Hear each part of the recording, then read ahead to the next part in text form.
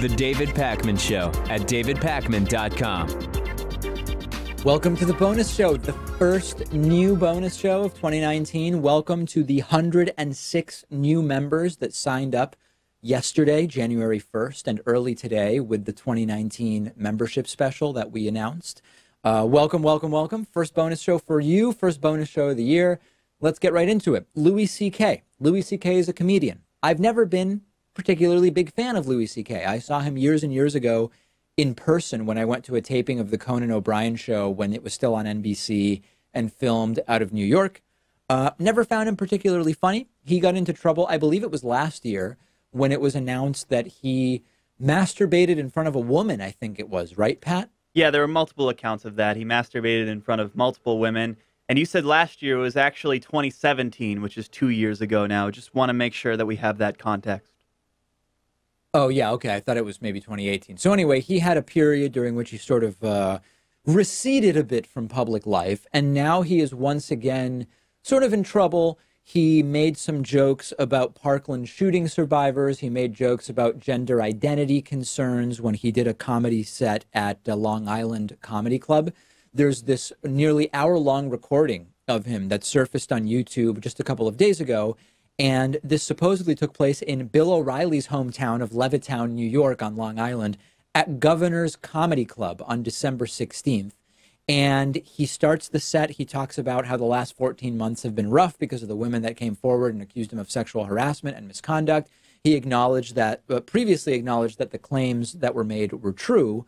And then he went on and said that he made some jokes about the Parkland shooting survivors. He said that now if you didn't get shot or pushed some fat kid in the way, you're boring and people don't pay attention to you, sort of making light of people who were shot in mass shootings in 2017 and 2018. He said the attitudes towards gender identity and new norms around gender pronouns are just silly. He adopted a stereotypical lisp that is angering LGBT activists.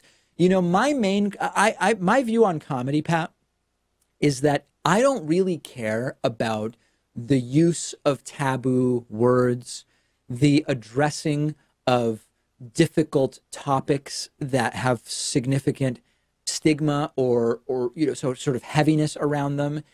If you're doing something that's funny and it is clever in a way that you're making an observation of some kind that I find interesting, I'm actually okay with it. I'm not triggered. I'm not offended or anything like that. From what I listened to, this stuff just really wasn't very funny. And it's sort of like there's a ratio. If it's sort of insensitive, but extremely clever and funny, there's sort of a calculation, I think, that people naturally make, which is like, okay, yeah, if this was just being said to your coworker in a serious way, it would be completely inappropriate. But there's sort of like some bigger thing that's going on here that the comedian is doing with it. I didn't find that to be the case here, and I just found it to be not funny. Generally, I think that comedians should be able to find what that line is between what's acceptable and what's not acceptable and sort of flirt with it. Every now and then, you're going to go a little bit past that line, and I think you deserve that leeway as a comedian. I also don't think that Louis C.K. should get the proverbial death penalty based on what he did, as long as he, apologizes and goes through a process to make up what he did to those women and all the sexual harassment stuff. I think he should be able to come back and have a career. But I think it does go too far when you're talking about like the Parkland survivors and how they were able to push a fat kid in the way and the fat kid got shot instead of them. Like, there are actual people who died, and that's going to offend them at a more personal level. So I wouldn't go that far. Yeah, I mean, this is not, it's not the type of comedy that I find funny. On its face, I don't say any topics are off limits, but it just seemed like mediocre comedy delivered in sort of poor taste.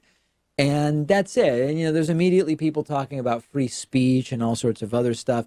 I don't go see Louis C.K. not because of what he admitted to doing to women, although I don't find it at all pleasing that he did that.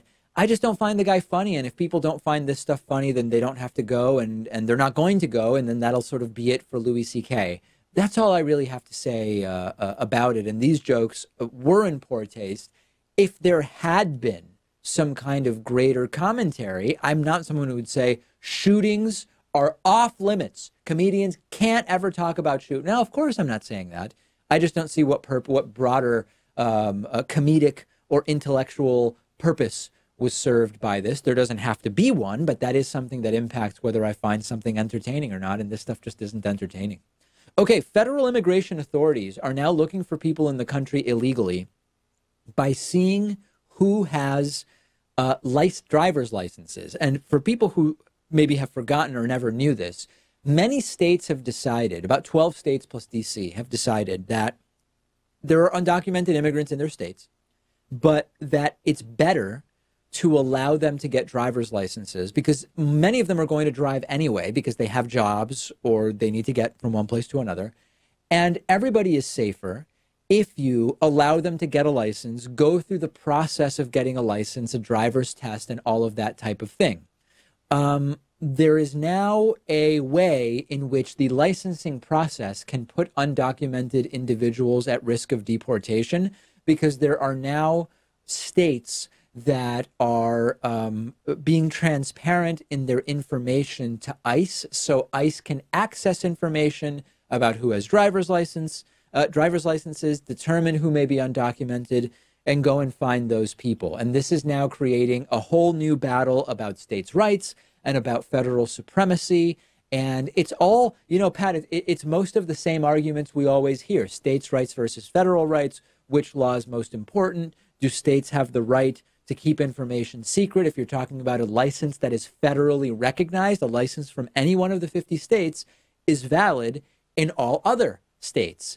And ultimately, it's going to be a legal battle. Yeah, and I think it's an entirely different conversation than whether or not undocumented immigrants should be able to get driver's licenses. Like, we can have that discussion, and I can say that it's safer, and I can say that it's better for the economy, and that, you know, in some rural communities, you really need a car to get around and work, so having a driver's license isn't necessary. And then another person could say, well, there's really no way to verify the background of these people because, like, you don't have a criminal record accessible for them.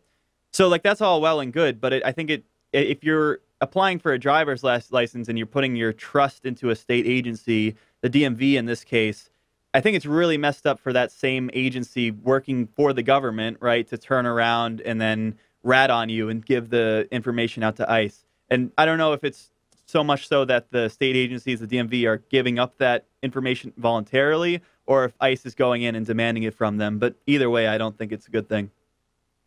Well, even more interestingly, in some of these cases, like, for example, in Vermont, the Vermont governor is looking into why this was done because it is not Vermont policy to do it. And what it appears is taking place is that individual DMV employees are being asked for this information from ICE and they are providing it. And the Vermont governor is saying, oh, no, we're going to investigate that because that's not the way it's supposed to be. So this is very quickly turning into a legal battle being fought on many different fronts. I don't know ultimately what it is that will be the outcome. What I do know is that I agree with the perspective that it is safer for everybody, for undocumented immigrants to be allowed to go, take a written test, take a driving test, and get actually licensed and insured for driving on the roads because they're going to do it anyway in many cases. And I would rather them have gone through that process. If you disagree, maybe because you think it's an incentive to come here. If they knew that they couldn't get a license, they wouldn't come here in the first place, and then everybody would be better off, or some such other argument. Let me know. I do want to hear it. We've spoken over the years of the atrocities committed by Filipino President Rodrigo Duterte. Some of them are from his past as governor or mayor of Davao. Some of them are from his time as president of the Philippines. And there is now a story that is broken, which has informed us that Rodrigo Duterte confessed to sexually assaulting his family's maid as a schoolboy. The claim, which his spokesman later says was just a joke, came during a speech in which he described confessing to a priest when he was a teenager. He says that he did this while the woman slept, according to a transcript. And now his spokesperson is saying, oh, no, this is all just a joke. I don't know that the guy has the sense of humor that he would sort of tongue-in-cheek confess to this during a speech, Pat, as some kind of joke. Like, I just don't believe the new explanation that he was kidding. I think it's total hubris. Like, there was no reason for this. There's no reason for him to volunteer this information in a speech. It's not like reporters found out about it and forced him to respond to it. No, I think he's just empowered by the fact that his population supports him, even though he's admitted to killing drug dealers and all the other atrocities that he's committed. I think he's just too empowered and willing to do this kind of stuff. So let's get down to brass tacks, Pat. If you find out Bernie Sanders runs for president, he wins the Democratic primary, it's November, whatever it's going to be in 2020. I don't even know. I never remember. It's voting day in November.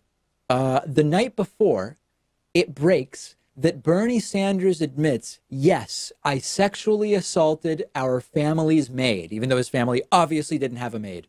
I sexually assaulted her when I was 13 years old. Do you still vote for Bernie Sanders the next day? Well, it would certainly give me pause. I think the fact that he was an underage boy in this hypothetical scenario would it would still caution me, of course, but I would be more likely to still vote for him despite that thing coming out to be true. Also, if he's running against Donald Trump, it's like, well, Trump has 12 sexual assault allegations made against him, and Bernie Sanders has this one that he admitted to when he was a boy. So I don't think it would really affect my vote that much. Yeah. Now, would it be different if he said I did it when I was 23? I mean, again, it's like, well, it would be. A dozen women say Trump did it as an adult. So, but yeah, I mean, you have to weigh someone's character, right? When you're running for political office, that stuff's going to be on the table for scrutiny, and you would have to consider it. I mean, I would hope I would be able to vote for him anyway, but if it was something that serious, you'd have to think about it. You certainly would. You certainly would. Send me your thoughts on that question. If that's the scenario, and the day before Bernie admits it and he says, I did it. I was a 13-year-old boy and I did it and it was wrong. Who doesn't vote for Bernie? Who decides to vote not for Trump necessarily, but to write in a third party, to not vote at all? Or do we all just vote for Bernie anyway? That's it for today, the first bonus show of 2019. Welcome to our 106 new members in the last 24 hours, and hopefully many more in the next 24. We'll be back with a new show, new bonus show tomorrow. The David Pakman Show at davidpakman.com.